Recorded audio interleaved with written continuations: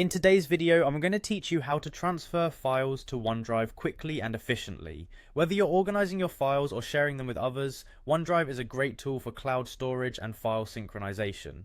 Let's dive right in. The first thing you want to do is open two File Explorer windows. This will allow you to easily drag and drop files between your local storage and OneDrive. To do this, head to the taskbar at the bottom of your screen and right-click on the File Explorer icon. Select File Explorer from the menu to open the first window, then go back and repeat these steps to open a second window. Once you have both windows open, you'll want to designate one for your local files and the other for OneDrive.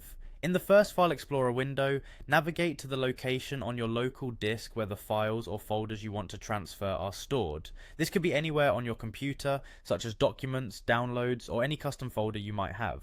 Now turn your attention to the second File Explorer window.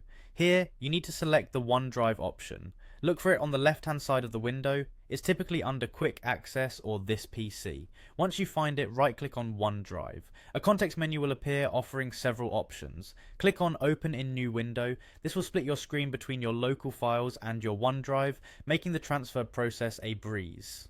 Now go back to your local file window.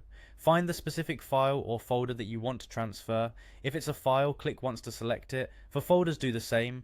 It's always a good practice to ensure you know exactly what you're transferring before making the move. With your file or folder selected, it's time to transfer it to OneDrive. Click and hold the selected item with your mouse and drag it over to the OneDrive window.